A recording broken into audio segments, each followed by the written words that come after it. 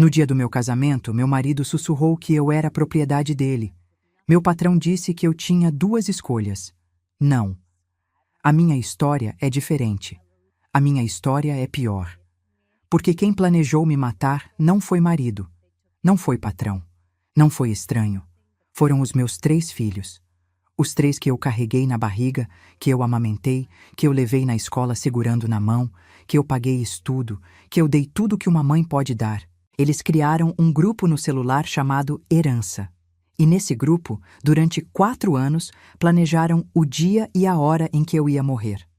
A data escolhida foi o meu aniversário. O método era veneno no meu café.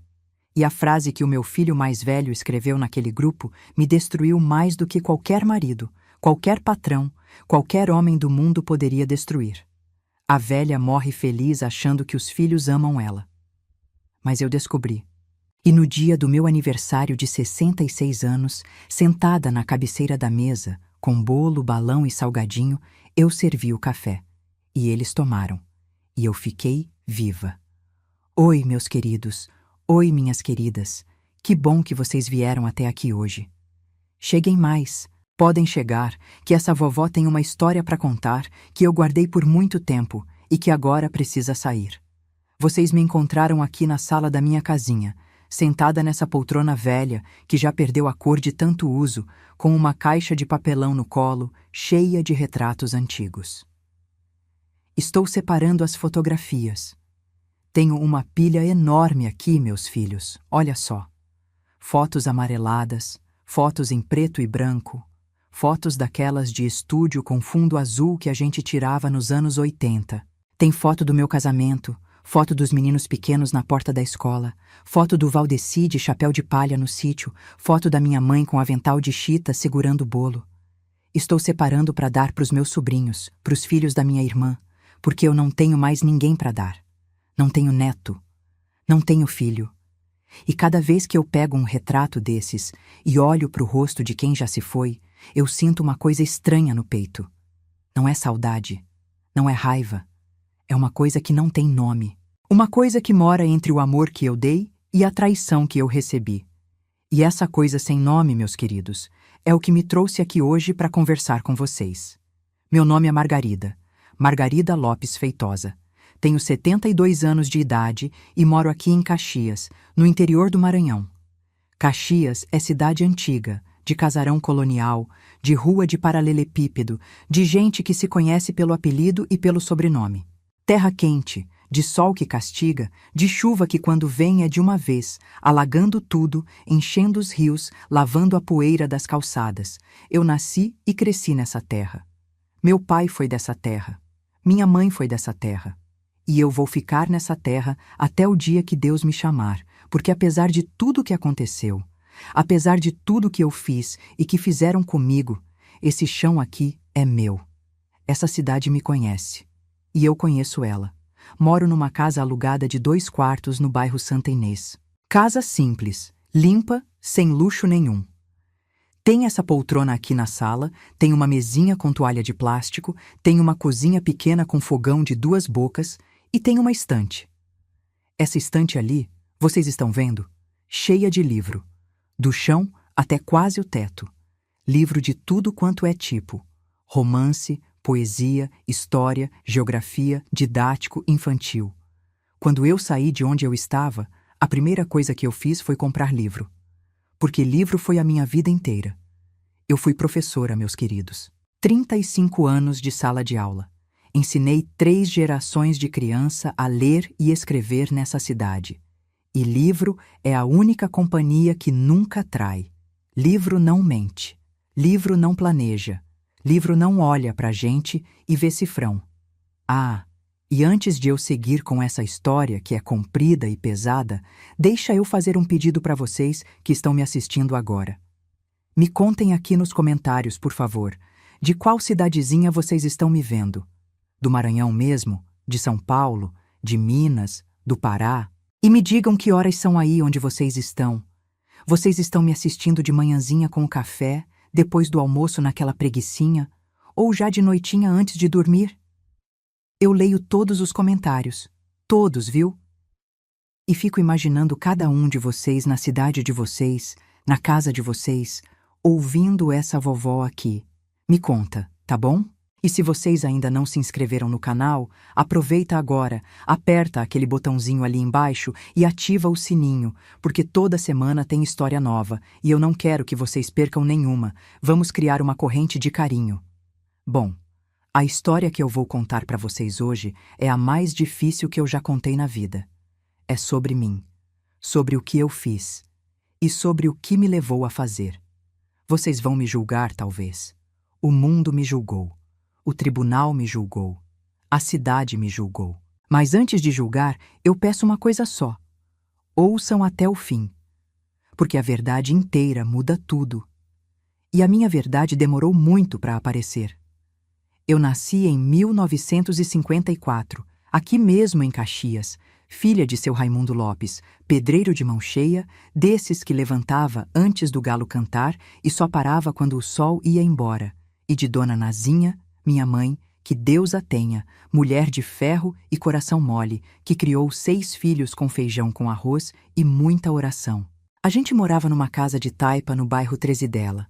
Casa simples, chão de terra batida, telhado de palha que quando chovia forte, a gente tinha que botar bacia para aparar a água que pingava. Eram 6 filhos. Eu, a mais velha, depois a Zenaide, depois o Raimundinho, a Graça, o Dico e a caçula Fátima. Casa cheia, comida pouca, mas amor de sobra.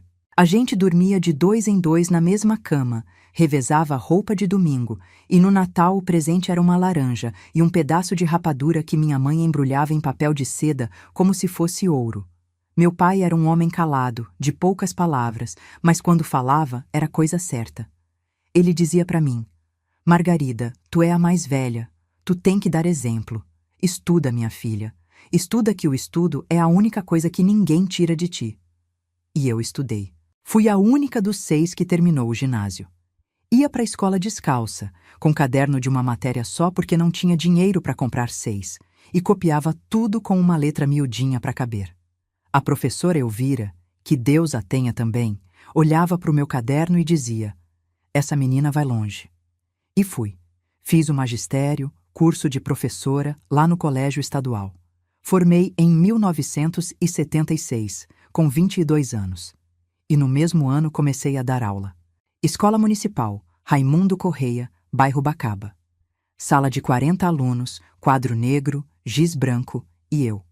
Uma moça de 22 anos na frente de 40 crianças, ensinando B com A, BA, C com A, CA.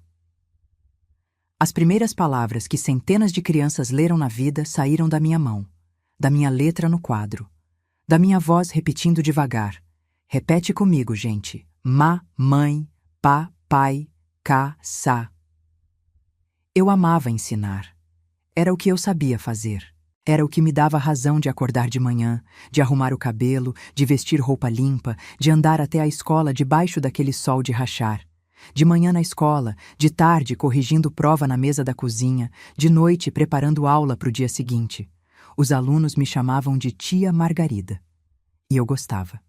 Gostava do carinho limpo de criança que aprende a ler e olha para a professora como se ela fosse mágica, como se juntar letra e fazer palavra fosse o truque mais bonito do mundo. E era. Para mim, era. Minha adolescência foi simples e boa.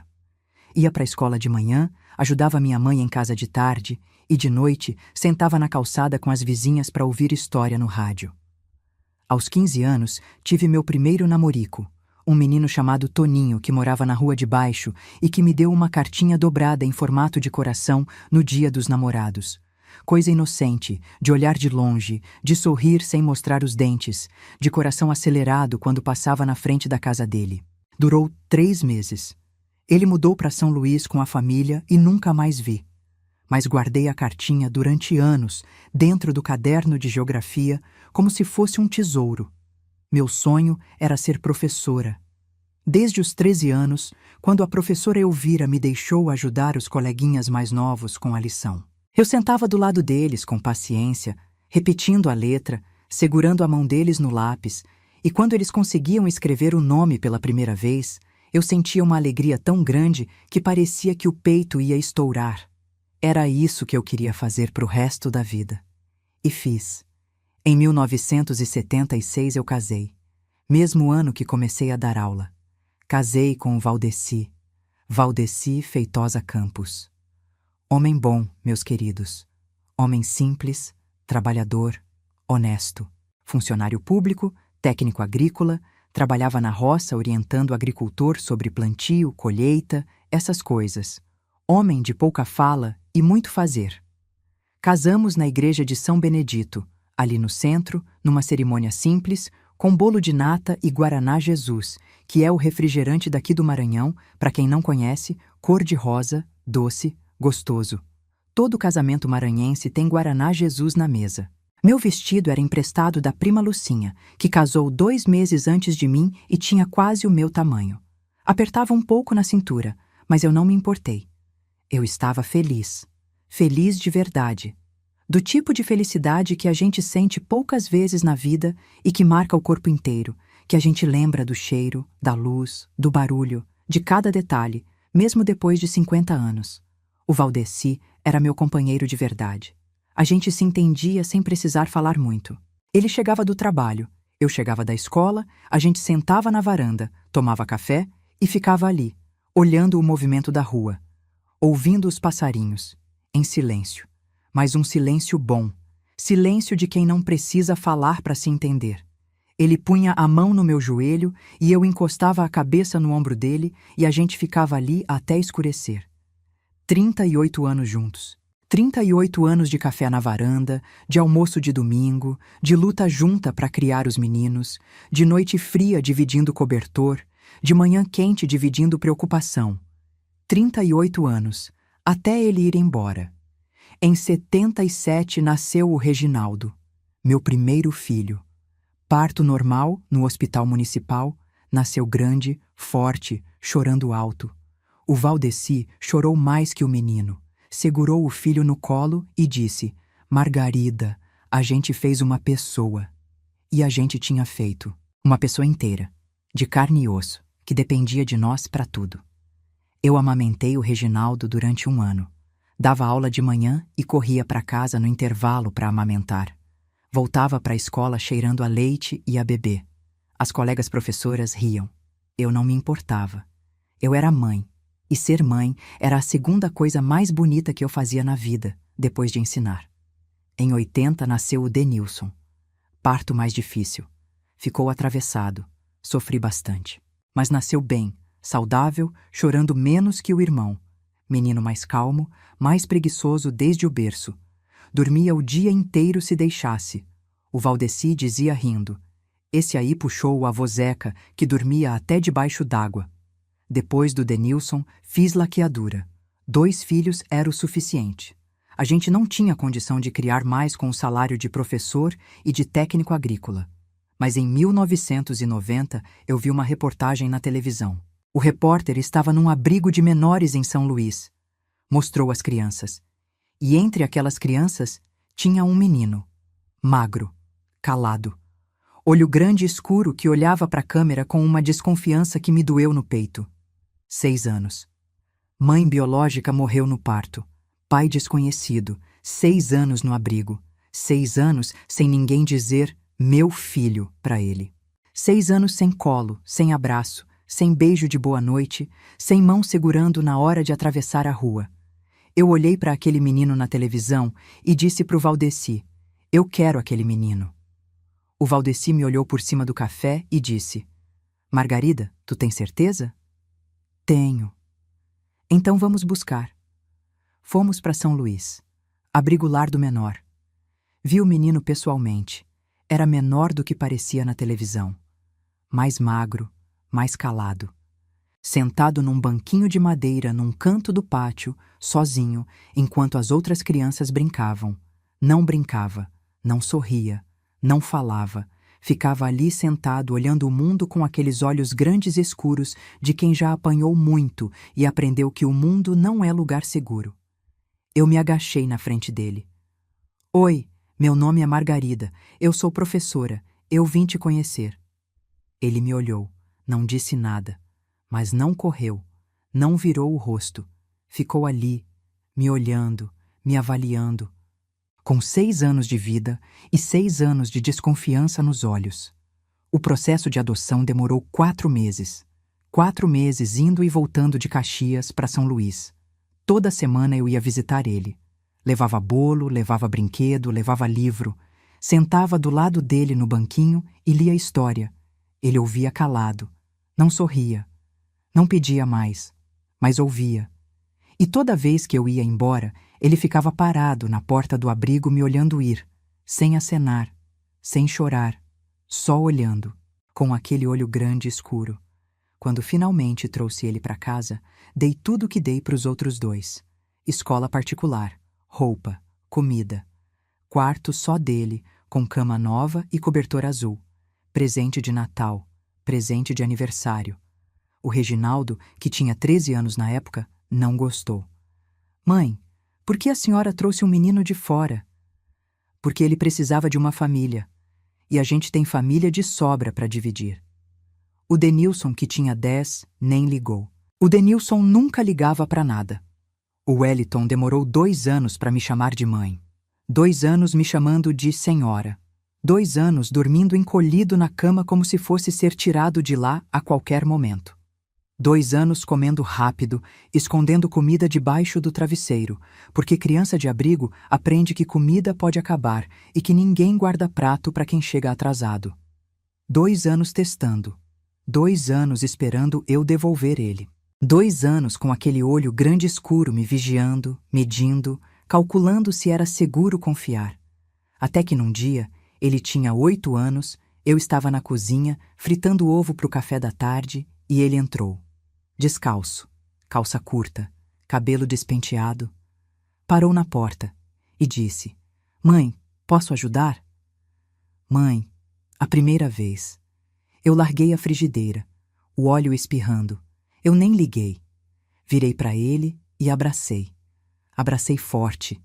Ele ficou duro, braço colado no corpo, sem saber o que fazer, porque ninguém tinha abraçado aquele menino em 8 anos de vida. Ninguém. Ele não sabia que abraço era coisa boa.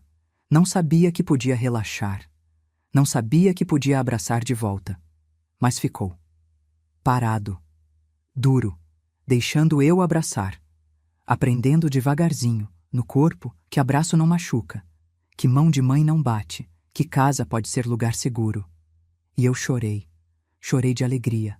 Chorei de alívio. Chorei porque durante 2 anos eu achei que nunca ia ouvir aquela palavra da boca dele. E chorei porque naquele momento eu tive a certeza mais absoluta da minha vida. A adoção do Wellington foi o acerto mais bonito que eu fiz. Mais bonito que qualquer aula. Mais bonito que qualquer diploma. Mais bonito que qualquer coisa. Eu estava errada. E o erro da minha vida foi confundir presença com amor. Porque o Wellington não ficava perto por amor. Ficava perto por estratégia.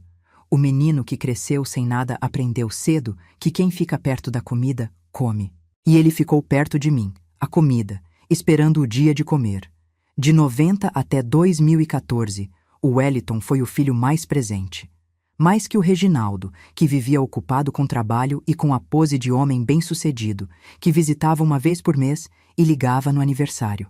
Mais que o Denilson, que era preguiçoso, sem rumo, morando comigo por comodidade e saindo toda a noite para farra. O Wellington fazia tudo. Consertava a casa, levava eu no médico, ia no mercado, cortava a grama do sítio, trocava a lâmpada, desentupiu pia, pintava a parede, consertava a cerca, limpava o carro do pai. Mãe, a senhora não precisa fazer nada. Eu faço. E eu olhava para ele e pensava com o coração transbordando. Esse menino que ninguém queria no abrigo é o melhor filho que eu tenho. O Valdeci morreu em 2014. Câncer. Daquele tipo que quando descobre, já espalhou tudo por dentro. Descobriu em março. Morreu em agosto. 5 meses. 5 meses de hospital, de corpo minguando, de olho apagando.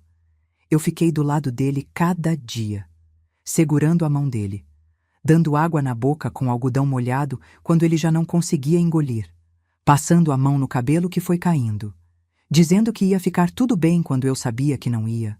O cheiro de hospital, aquele cheiro de desinfetante misturado com doença. Eu sinto até hoje quando fecho os olhos o barulho dos aparelhos apitando, a luz branca do corredor, a cadeira dura onde eu dormia todo dia do lado da cama dele. No dia que ele morreu, eu estava segurando a mão dele. Ele apertou minha mão, fraquinho, quase nada, e disse baixinho, tão baixinho que eu tive que encostar o ouvido na boca dele para ouvir. Cuida dos meninos, Margarida. Foram as últimas palavras dele. Cuida dos meninos, como se os meninos precisassem de cuidado. O Reginaldo tinha 37 anos, o Denilson, 34, o Wellington, 30. Homens feitos, mas para pai e mãe, filho é sempre menino. E eu prometi. Eu cuido, Valdeci. Pode ir em paz. Ele fechou os olhos, a mão afrouxou, e o apito do aparelho virou uma linha reta. E o mundo ficou mais vazio, muito mais vazio. Fiquei viúva aos 60 anos, com a casa própria no bairro Nova Caxias, que o Valdeci e eu construímos juntos ao longo de 30 anos. Tijolo por tijolo, reforma por reforma. Casa boa, avaliada em uns R$380 mil. Um sítio de 15 hectares em Aldeias Altas, cidadezinha aqui perto, terra boa para criar gado e plantar roça, avaliado em uns 420 mil. Poupança de 95 mil. Carro. E a pensão do Valdeci de 4.200 por mês, mais a minha aposentadoria de professora de 3.800. Total, 8 mil por mês. Para Caxias, era vida boa, vida confortável. Eu estava tranquila. Triste pela viúvez, mas tranquila. Com teto, comida, dinheiro no banco. E 3 filhos que eu criei com tudo que eu tinha. Quando o Valdeci morreu, os 3 filhos mudaram, não de uma vez, devagar, em camadas, como tudo que destrói devagar. Primeiro veio o interesse repentino. Os 3, que antes mal apareciam, de repente estavam na minha casa todo dia. Mãe, tá precisando de alguma coisa? Mãe, quer que eu leve no médico? Mãe, eu posso cuidar das contas para a senhora? Eu achei que era luto, que a morte do pai tinha aproximado. Me emocionei, pensei, meus filhos são bons, meus filhos me amam. O Reginaldo foi o primeiro a falar de dinheiro, 3 meses depois do enterro, na mesa do almoço de domingo, com o arroz ainda quente no prato e o feijão fumegando. Mãe, a senhora já fez o inventário do pai? Ainda não, tá cedo, deixa eu me recuperar. Não é cedo não, mãe, inventário tem prazo, se passar, paga multa. Prazo, multa. O pai morreu há 3 meses e o filho falava de prazo e multa. Eu achei que era preocupação prática. Homem de administração. Pensando no melhor. Fiz o inventário. Tudo ficou no meu nome, como manda a lei. Meação. Usufruto vitalício. Enquanto eu vivesse, os bens eram meus. Os filhos só herdavam quando eu morresse. O Reginaldo leu o documento. Olhou para mim. E eu vi nos olhos dele, pela primeira vez, uma coisa que na hora eu não soube dar nome. Uma coisa fria, calculada. Como quem olha para uma conta e faz a soma de cabeça. Ele perguntou. Então a senhora fica com tudo até... Não terminou a frase, mas o até ficou pendurado no ar como uma ameaça disfarçada de pergunta. Até eu morrer. O até era a minha morte. Em 2017, o Reginaldo veio com proposta. Mãe, vamos passar o sítio de Aldeias Altas pro nome dos 3. É mais seguro. Se acontecer alguma coisa com a senhora, evita inventário caro. Eu disse não, firme. Enquanto eu viver, o sítio é meu. Quando eu morrer, vocês dividem. E o quando era demorado demais para eles. Eu tinha 63 anos, saudável, pressão controlada, sem diabetes, caminhava todo dia, comia direitinho, podia viver mais 20, 25 anos, e 20 anos era tempo demais para 3 filhos que queriam quase R$900 mil agora. Não depois, agora.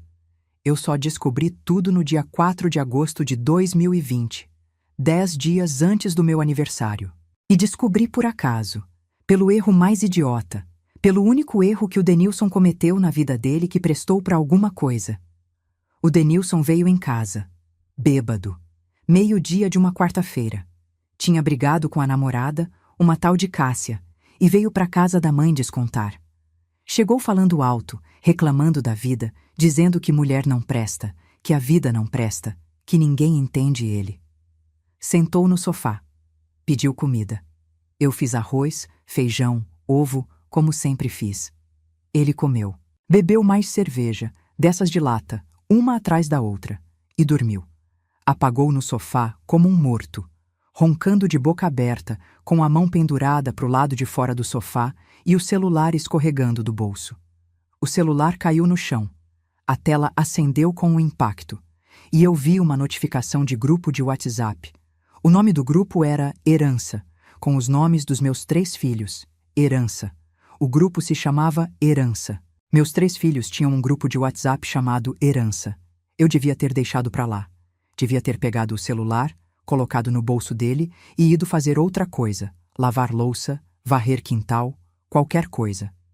Mas eu não deixei, porque mãe de 66 anos, que vê um grupo chamado Herança com os 3 filhos, não deixa para lá. A curiosidade é mais forte. O instinto é mais forte. Aquela coisa de mãe que sente quando alguma coisa não está certa, aquele aperto no estômago que não tem explicação, aquilo me fez pegar o celular do chão. O celular não tinha senha. O Denilson era desleixado em tudo na vida. Abri o WhatsApp, abri o grupo e li. Li tudo. De 2016 até aquele dia. 4 anos de mensagens. Centenas. Página por página.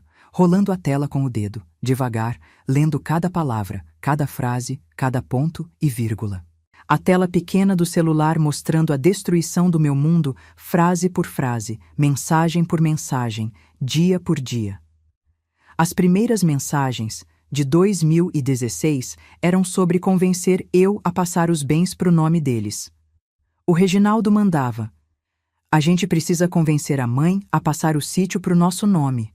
O Denilson respondia: "Ela não vai passar, ela é cabeça dura." O Wellington: "Eu tento conversar com ela." Tentaram. Em 2017, com aquela proposta do inventário que eu recusei. Depois, as mensagens foram mudando de tom, ficando mais impacientes, mais agressivas. Em 2018, o Reginaldo escreveu: "Essa velha não vai morrer nunca. A gente vai ficar esperando até quando?" O Denilson respondeu: "Ela cuida da saúde demais, caminha todo dia, come direitinho, vai viver até os 90. Essa velha." O Reginaldo me chamou de essa velha, no grupo dos meus 3 filhos. Eu, a mãe que amamentou ele, que pagou faculdade para ele, que fez sacrifício a vida inteira para ele ter o que eu não tive. Essa velha. E em 2019, a mensagem que mudou tudo, do Wellington, o adotivo, o leal, o que me chamou de mãe aos 8 anos na porta da cozinha, o que eu abracei quando ele não sabia receber abraço, o que eu tirei do abrigo de São Luís e trouxe para minha casa e criei como se fosse meu sangue. O Wellington escreveu no grupo: "Se a gente esperar ela morrer, a gente tá velho quando receber." O Reginaldo já tem 42, o Denilson 39, eu 35. A gente precisa acelerar. Acelerar. A palavra era acelerar. O filho que eu adotei, que eu salvei de uma vida no abrigo, que eu amei com tudo que eu tinha, digitou a palavra acelerar sobre a morte da mãe. Mandou no grupo, e os outros 2 responderam: "Como?" O Wellington tinha pesquisado. A polícia depois encontrou tudo no celular dele. Pesquisas na internet, sobre substâncias que causam parada no coração em pessoa idosa, sobre como parece natural, sobre inventário rápido quando mãe morre sem testamento. Pesquisa atrás de pesquisa, com data, com horário, tudo gravado no histórico do navegador. O plano era me envenenar, com uma substância que faria parecer que eu tive um infarto. Morte natural, sem suspeita, sem investigação, inventário rápido, divisão em 3. 300 mil para cada um. O Wellington já tinha comprado o produto, pela internet. Entrega na casa do Denilson, não na minha, para não deixar rastro. E a data escolhida, meu aniversário, 14 de agosto, porque no meu aniversário os 3 estariam na minha casa, com bolo, com abraço, com parabéns. E depois do parabéns, no café da tarde, o Wellington ia colocar o produto no meu café, e eu ia tomar, e ia cair, de infarto, no dia do meu aniversário, com os 3 filhos do lado fingindo desespero, fingindo choro, fingindo dor, chamando o SAMU, e na segunda-feira seguinte, no cartório, dando entrada no inventário do corpo que ainda estaria quente. E a mensagem do Reginaldo, de poucos dias antes daquele 4 de agosto, que me destruiu mais do que todas as outras 800 e tantas mensagens juntas. No dia 14, a gente canta parabéns, dá o presente, espera ela tomar café e pronto. Quando o SAMU chegar, já era. A velha morre feliz, achando que os filhos amam ela. Pelo menos isso a gente dá. Uma morte feliz. Uma morte feliz. Meus queridos, vocês ouviram isso? Uma morte feliz. Meu filho mais velho, o primeiro que eu carreguei na barriga, o primeiro que eu amamentei, o primeiro que eu levei na escola segurando na mão com medo dele tropeçar na calçada, esse filho escreveu que ia me matar no meu aniversário e chamou de morte feliz. Como se fosse presente. Como se fosse gentileza. Como se envenenar a mãe no dia do aniversário dela, enquanto ela sorri e assopra a vela, fosse um ato de amor. E a última mensagem do grupo, mandada pelo Wellington naquela manhã. Tá tudo pronto. Depois do parabéns, eu sirvo. Vocês fingem que estão emocionados e me esperem no cartório segunda-feira. Cartório. Segunda-feira. 3 dias depois do meu aniversário. Eu li essa mensagem e o celular escorregou da minha mão.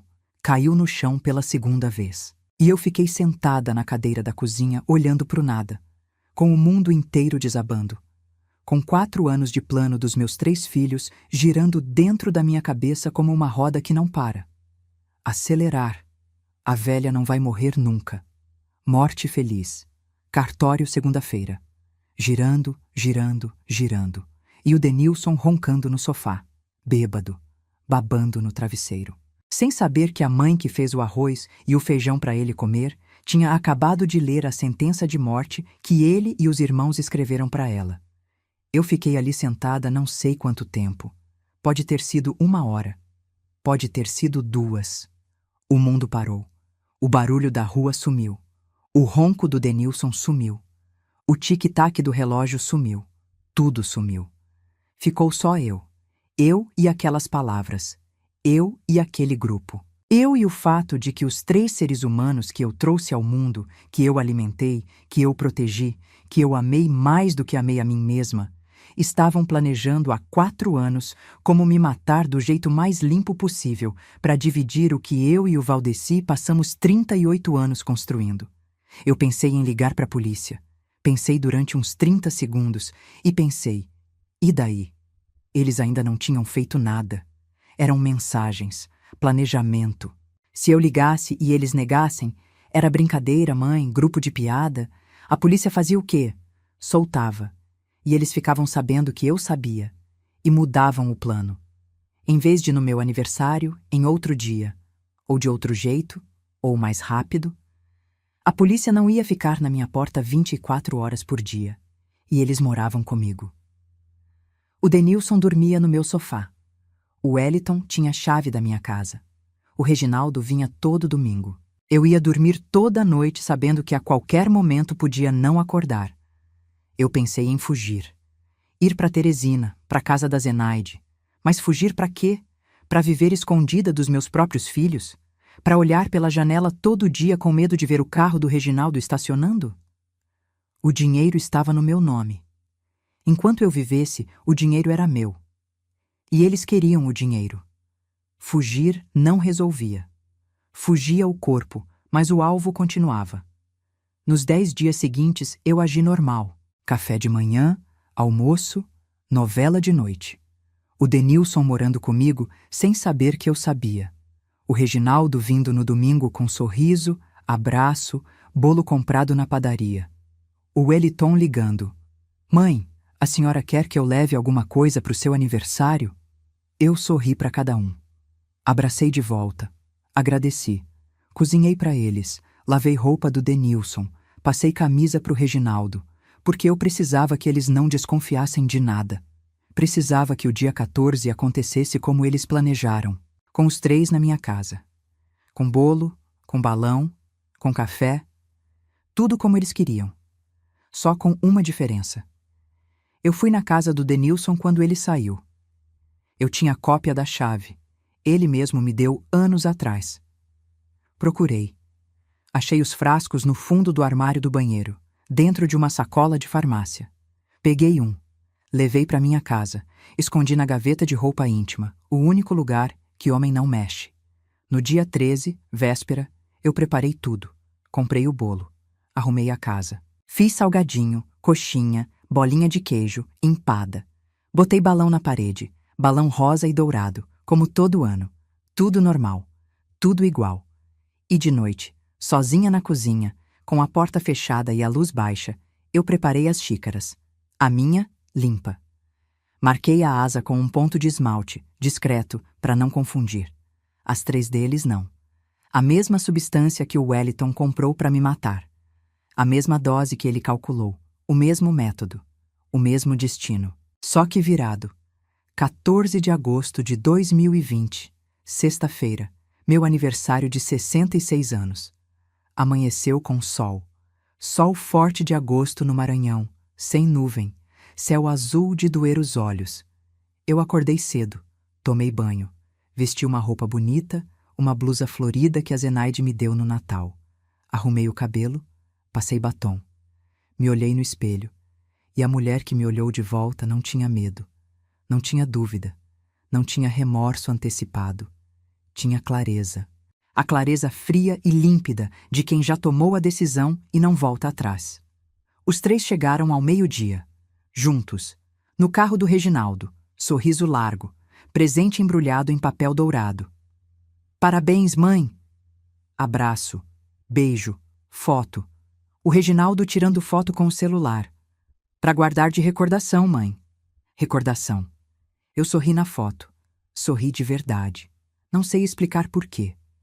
Talvez porque era a última vez que a gente ia estar junto. E mesmo sabendo o que eu sabia, mesmo sabendo o que eles planejaram, uma parte de mim, a parte de mãe que nunca morre, queria guardar aquele momento. Os 3 filhos sorrindo, os balões na parede, o bolo na mesa, a mentira bonita antes da verdade feia. O almoço foi longo. Arroz, feijão, galinha caipira, farofa, vinagrete, macarronada. Eu cozinhei com as mesmas mãos que alimentaram eles a vida inteira. Comemos juntos, os 4 na mesa, como família. E naquele almoço, eu olhei para cada um. Olhei para o Reginaldo cortando a galinha com garfo e faca, com aquele jeito educado de homem que se acha importante. Olhei para o Denilson enchendo o prato pela 3ª vez, comendo rápido, sem compostura, como sempre. E olhei para o Wellington, sentado quieto, comendo devagar, mastigando com cuidado. Olho grande e escuro, olhando tudo. O mesmo olho que eu vi no abrigo quando ele tinha 6 anos. O mesmo olho de quem observa e calcula. Só que agora eu sabia o que aquele olho estava calculando. Estava calculando quantas horas faltavam para o café, quantas horas faltavam para mim morrer, quantos dias faltavam para o cartório. Depois do almoço, o bolo. Parabéns. Todo mundo em volta da mesa cantando. Parabéns para você, nesta data querida. Muitas felicidades, muitos anos de vida. Muitos anos de vida. Eles cantaram muitos anos de vida para a mulher que eles planejavam matar naquela tarde. A ironia me cortou por dentro como faca afiada. Mas eu não demonstrei. Fechei os olhos. Fiz o pedido. Abri os olhos. Soprei a vela. Eles bateram palma. E eu olhei para os 3 batendo palma, sorrindo, e pensei: vocês estão batendo palma para o último aniversário que vocês acham que eu vou ter. Mas é o último que vocês vão ver. Depois do bolo, o café, a hora que eles planejaram. E a hora que eu planejei.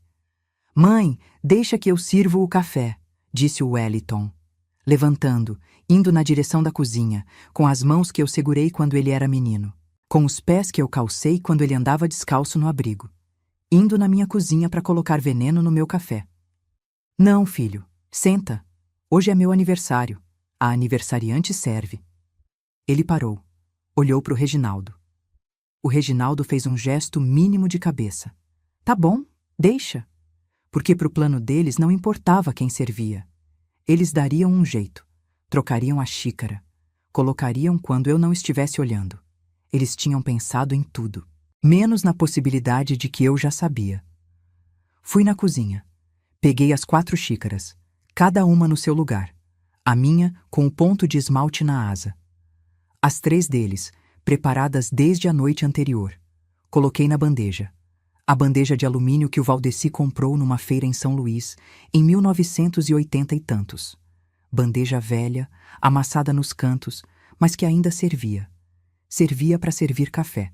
Servia para servir a verdade. Trouxe para a sala. Pus na mesa. Servi um por um. Reginaldo, teu café. Denilson, teu café. Wellington, teu café. E sentei, na minha cadeira, na cabeceira da mesa, com a minha xícara na mão, e olhei para os 3. O Reginaldo tomou o primeiro gole. Café forte, mãe. É do jeito que teu pai gostava, eu respondi. E era verdade. O Valdeci gostava de café forte, preto, sem açúcar, do tipo que amarga na boca e esquenta o peito. O Denilson terminou primeiro, como sempre.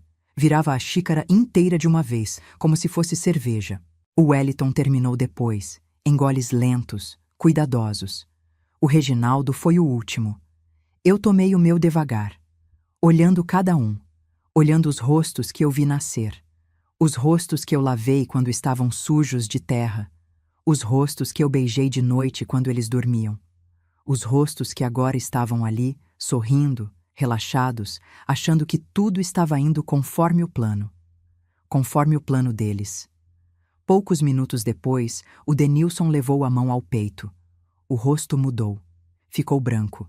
Depois, vermelho. Mãe, tô sentindo uma coisa... Levantou da cadeira. As pernas fraquejaram. Ele segurou na borda da mesa. A xícara dele tombou. O restinho de café escorreu na toalha.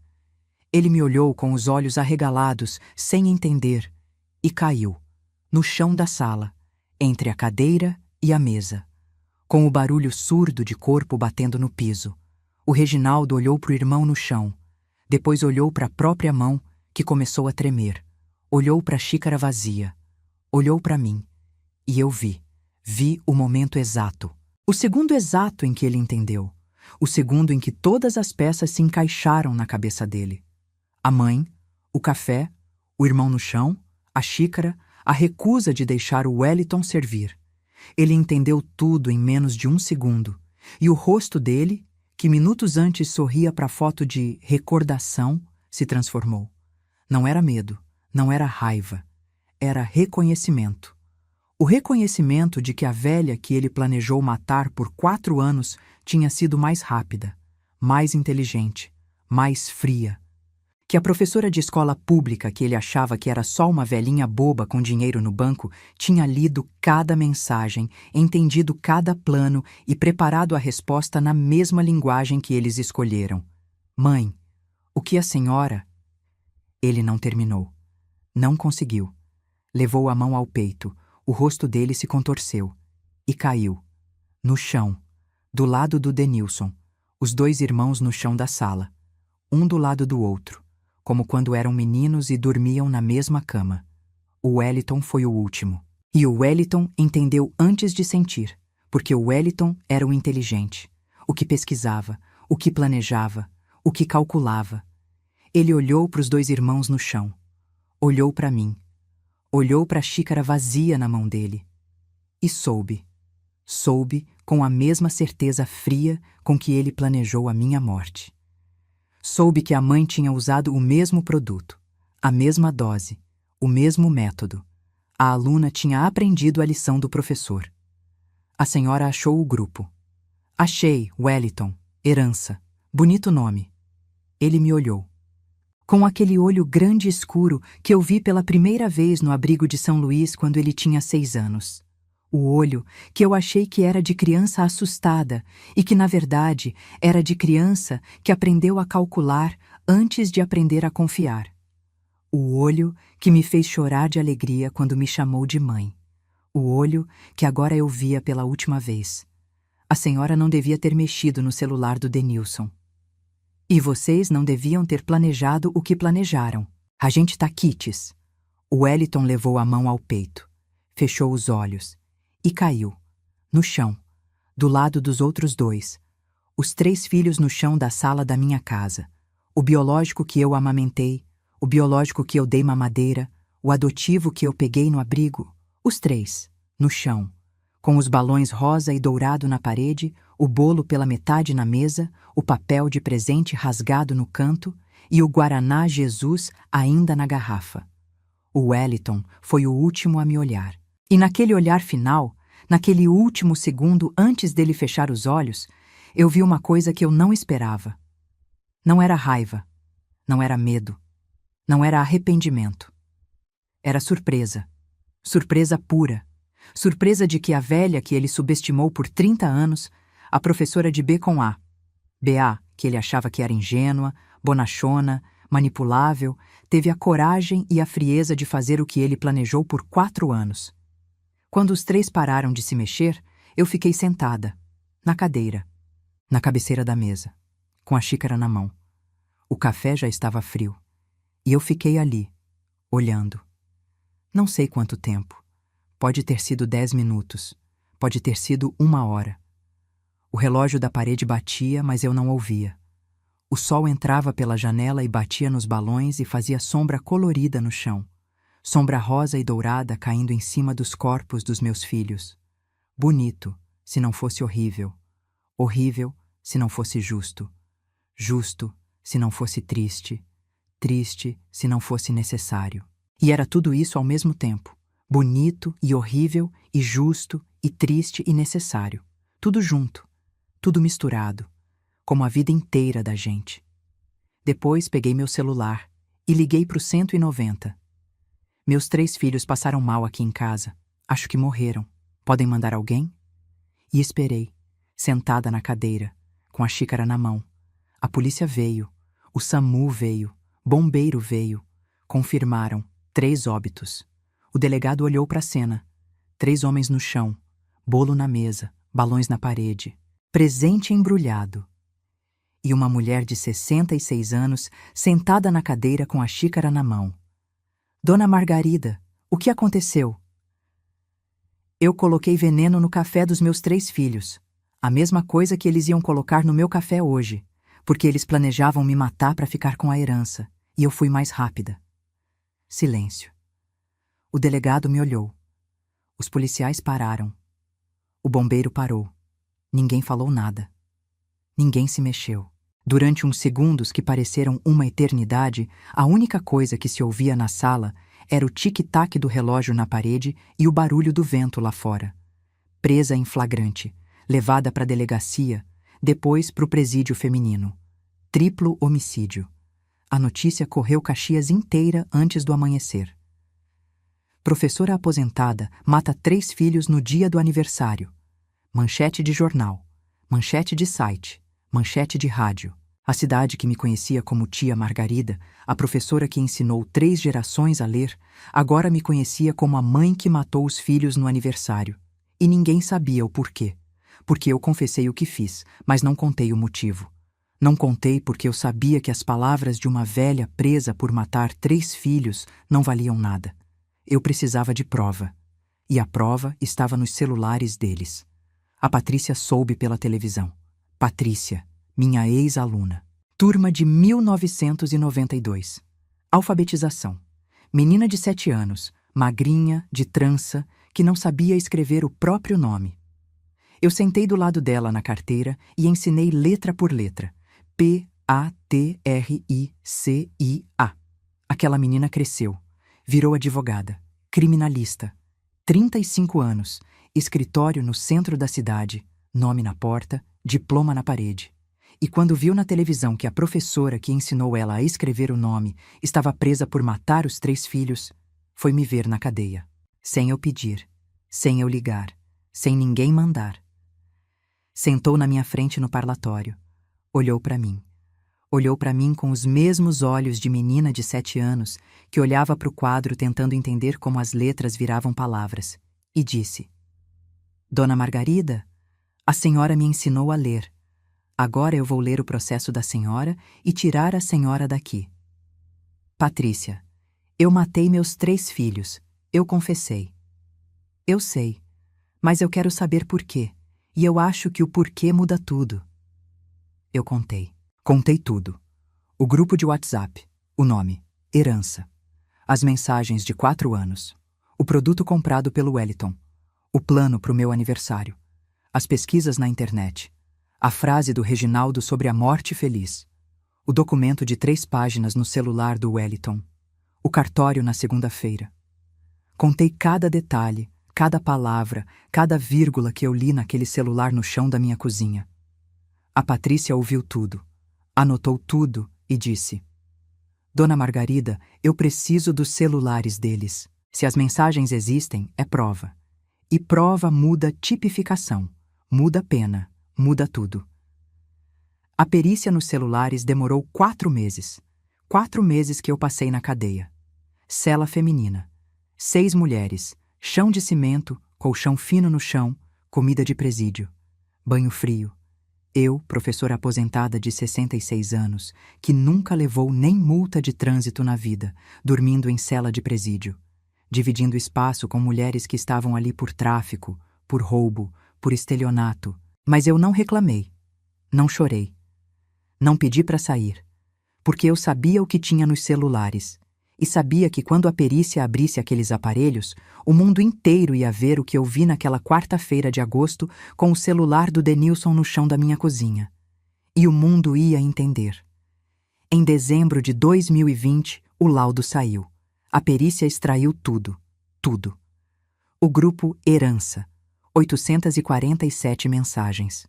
4 anos de conversa entre os 3 filhos, documentada, com data, com horário, com localização de GPS, planejando a morte da mãe. E mais, as pesquisas do Wellington na internet. Tudo registrado, com data e hora, pesquisa por pesquisa. E mais ainda, o documento no celular dele, arquivo de texto, 3 páginas.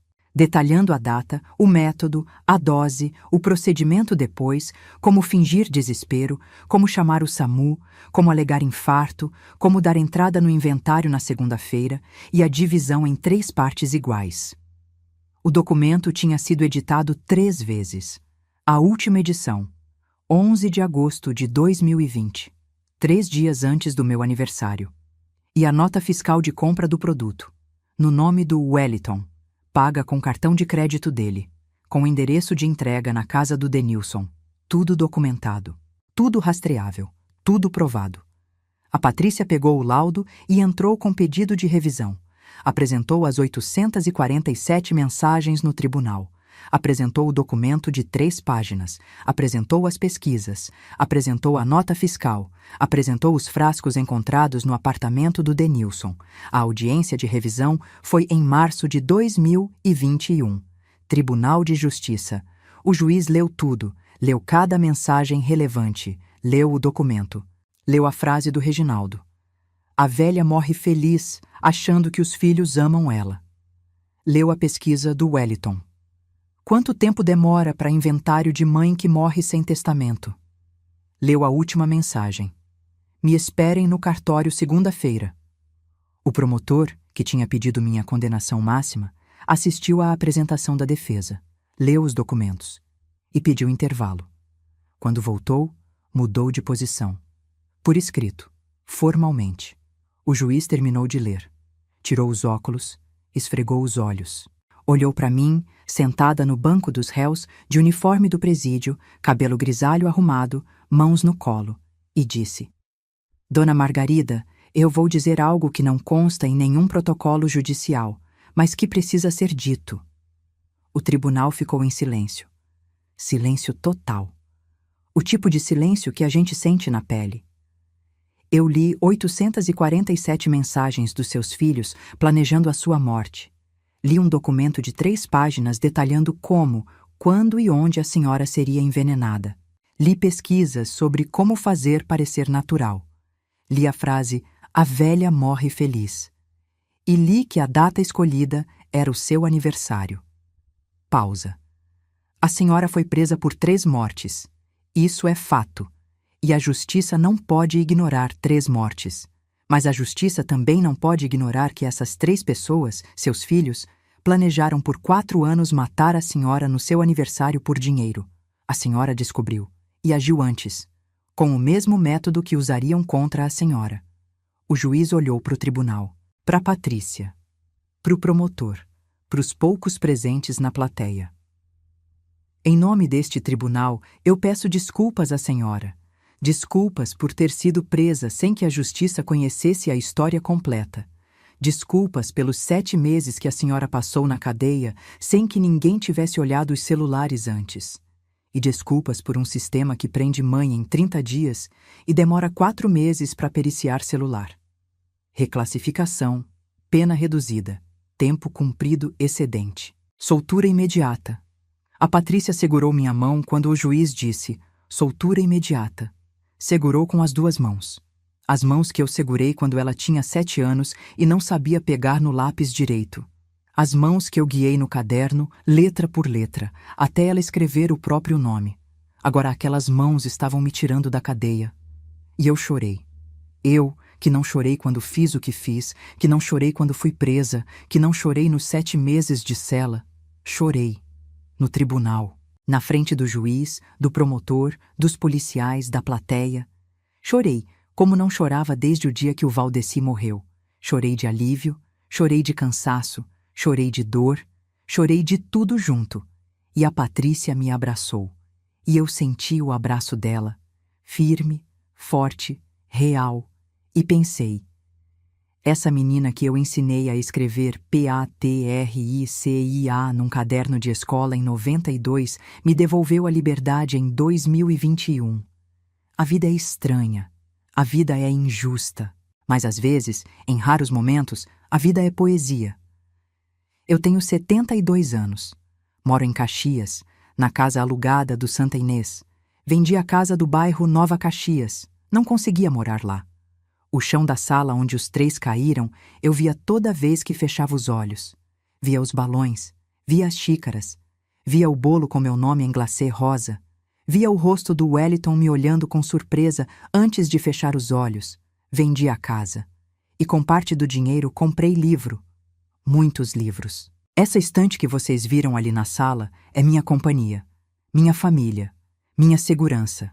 Livro é a única companhia que nunca trai. Que nunca cria grupo de WhatsApp chamado herança, que nunca olha pra gente e vê cifrão. O sítio de Aldeias Altas eu doei. Doei para a escola municipal, onde eu trabalhei 35 anos. Virou projeto de horta escolar.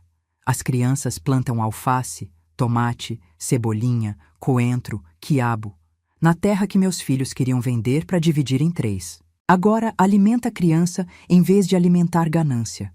E toda vez que eu penso naquelas crianças lá na horta, com as mãos na terra, com o sol de Aldeias Altas nas costas, aprendendo que da terra vem comida e da comida vem vida, eu sinto que o sítio finalmente encontrou o dono certo.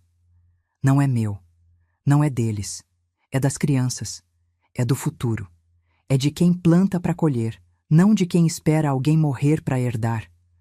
A Patrícia vem me ver toda sexta-feira. Traz bolo. Da padaria do centro, bolo de chocolate, que é o que eu mais gosto. Toma café comigo. Aqui na sala, sentadas na poltrona e na cadeira, tomando café e comendo bolo e conversando. De escola, de lei, de novela, de fofoca de Caxias, de tudo e de nada. Nunca fala daquele dia. Não precisa. Tá resolvido. Tá no passado. Tá nos balões que o bombeiro tirou da parede. A Zenaide, minha irmã, vem todo domingo. Almoço, arroz, feijão, frango, farofa, salada. Na mesa, só nós 2. 2 irmãs velhas almoçando no domingo.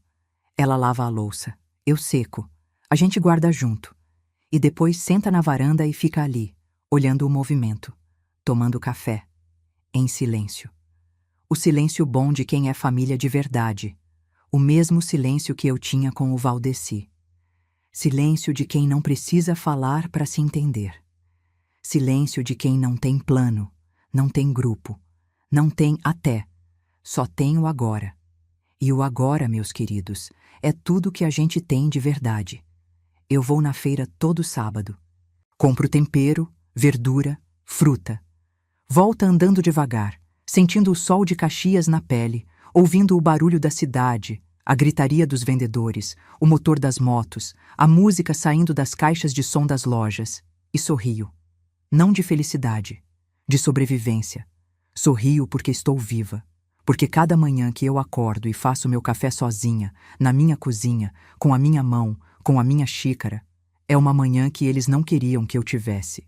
Cada dia que eu vivo é um dia que eles me roubaram no papel e que eu tomei de volta. Quando me perguntam se eu me arrependo, eu respondo sempre a mesma coisa. Eu me arrependo de ter criado 3 filhos que planejaram me matar. Me arrependo de não ter visto antes. Me arrependo de ter confundido presença com amor durante 30 anos.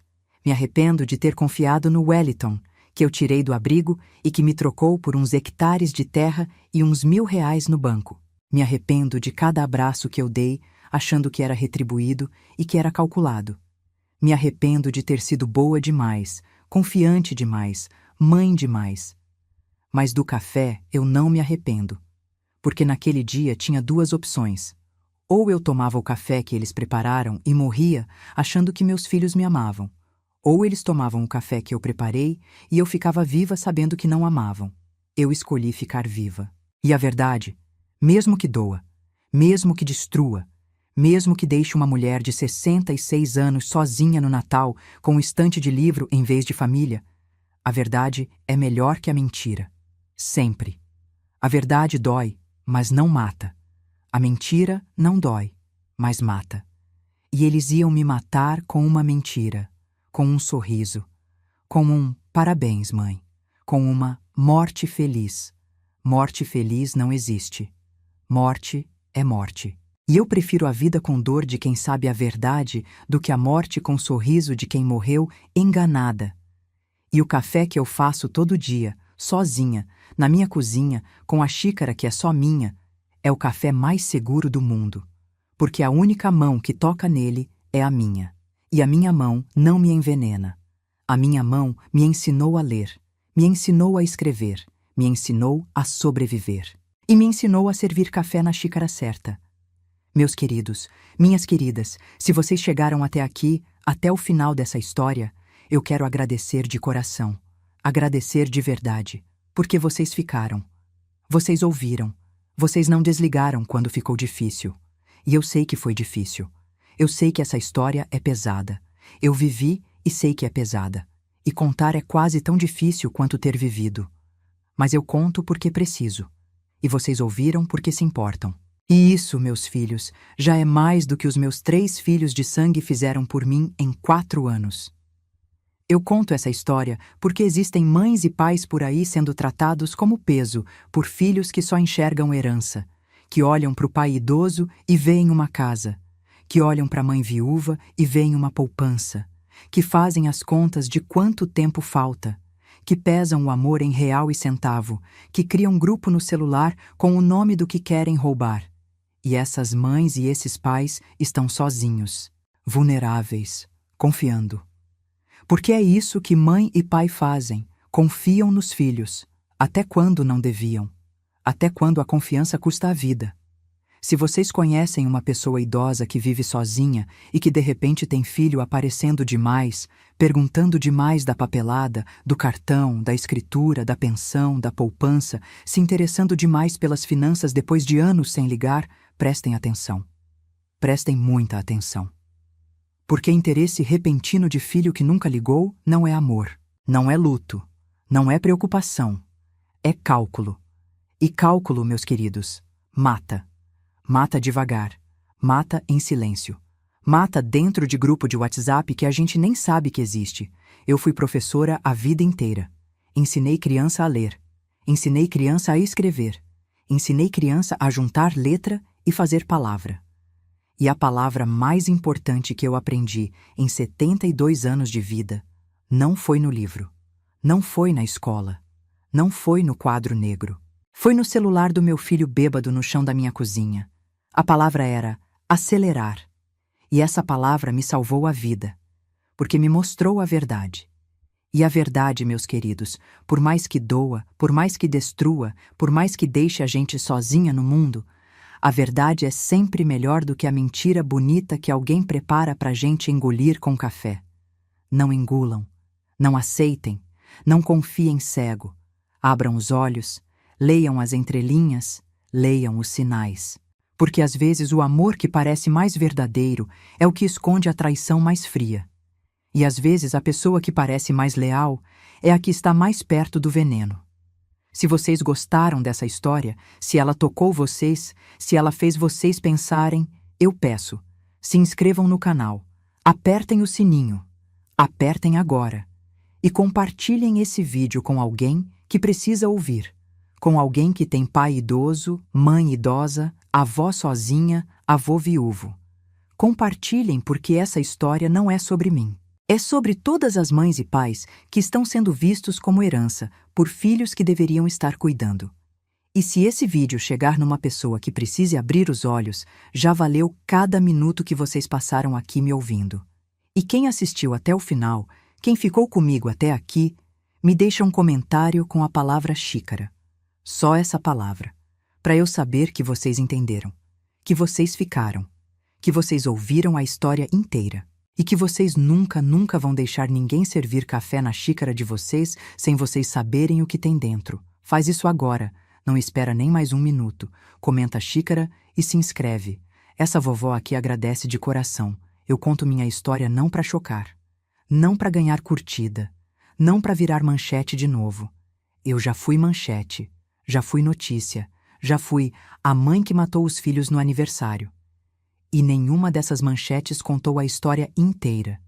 Nenhuma contou o grupo. Nenhuma contou as 847 mensagens. Nenhuma contou a morte feliz. Nenhuma contou o cartório na segunda-feira. A manchete mostrou o que eu fiz, mas não mostrou o que fizeram comigo antes.